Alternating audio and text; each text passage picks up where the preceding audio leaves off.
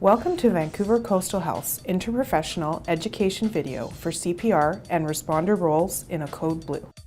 This video demonstrates CPR skills through an enactment of a Code Blue situation in an acute setting. However, the CPR skills shown in this video are meant for all clinicians in all programs for the adult population.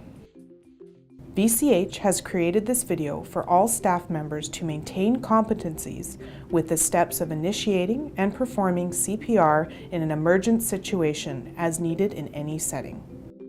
The process and resources required to manage a cardiac arrest within the hospital setting are much different than a cardiac arrest at home or out in the field.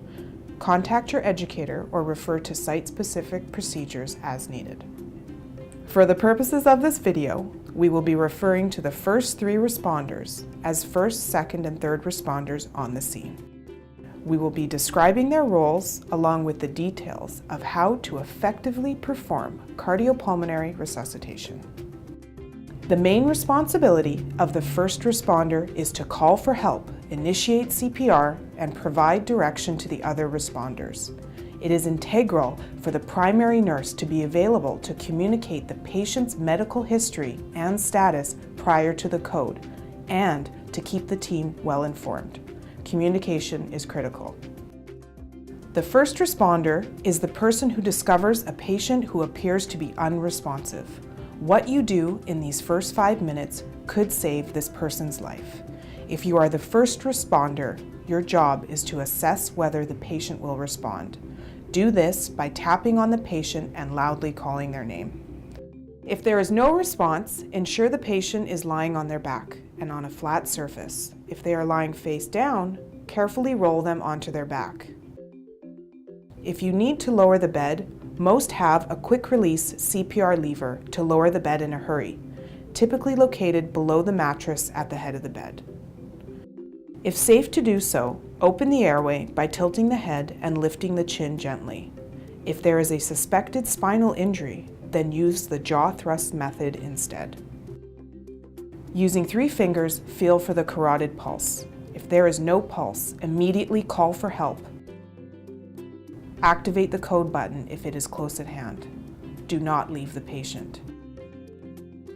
Quickly remove clothing that will get in the way of pushing on the chest and starting compressions. To landmark correct hand positioning, using your hand that is closest to the patient's head, place it into the patient's axilla furthest from you and slide your hand back toward the center of the chest. The heel of your hand should now be centered on the sternum. Place one hand on top of the other. Intertwine and lift your fingers. Lock your elbows and align your body so you are perpendicular to your patient.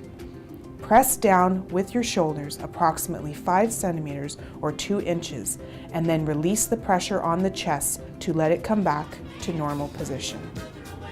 Compression depth should be no more than 2.4 inches or 6 centimeters for adults. You will need to push on the chest hard and fast at a rate of 100 to 120 times per minute, similar to the beat of the hit song by the Bee Gees, Staying Alive. If you feel or hear a cracking sound, do not be alarmed and do not stop your rescue efforts. The responsibilities of the first responder: call for help, initiate CPR, provide direction to other responders, communicate with the code team if you are the primary nurse. The second responder's main responsibilities are to activate the code using the code button and/or telephone if not already done, by dialing the site-specific phone number and stating it is a Code Blue with the location details of the unit and room.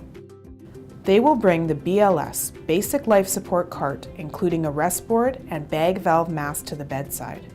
They will also place the orange cone outside the room. The BLS cart is also known as the code cart. Ensure you know the exact location of these items on your unit.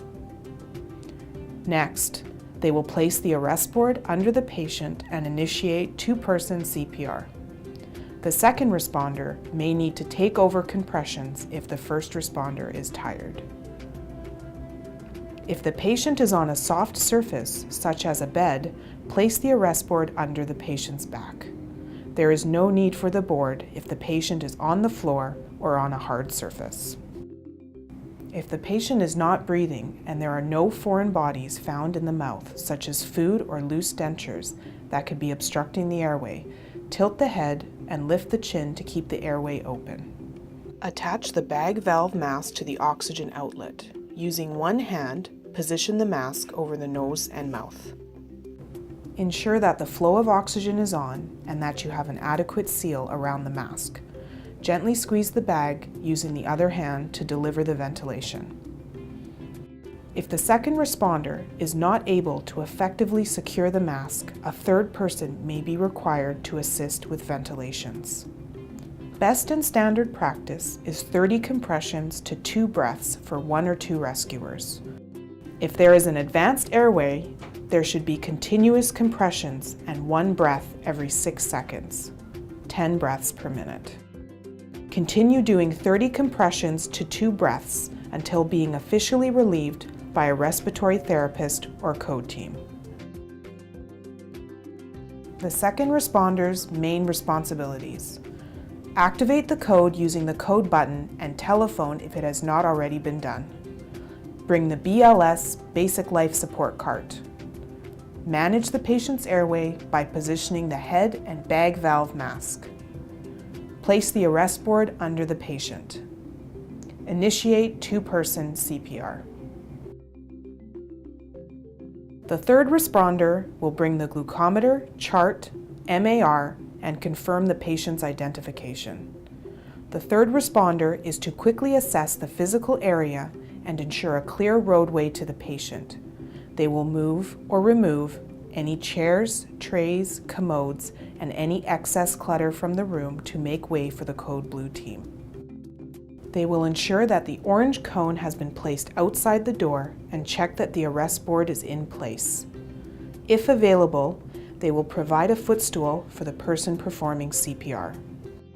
This responder must begin documentation on the resuscitation record. Please review the resuscitation record on your unit. The third responder's main responsibilities. Ensure environmental safety. Obtain the patient's chart, glucometer, and MAR, and confirm the patient's ID. Begin documentation on the resuscitation record. Subsequent responders will be directed by the first responder. Responsibilities are: provide relief for the first responder and switch out every 2 minutes when there is fatigue or when compressions are inadequate. If not already done, get the chart, MAR, and print off the most recent blood work results. Prime 1 or 2 IV lines with 1,000 mL of normal saline. Tend to the other patients in these responders' assignments. Contact the MRP and comfort the family members. Be ready to act as a runner. Continue with CPR until you are directed by the leader of the Code Blue team that they are ready to take over. In the community setting, this will be done by the paramedics. Good work and thank you. You have now had the opportunity to view the roles of the first, second, and third responders. However, it is very important for you to ask and understand how a code situation is managed in the area you will be working due to site variations in processes. To further enhance your knowledge and skill, we strongly urge you to practice using Resus Annie and review any Code Blue education material.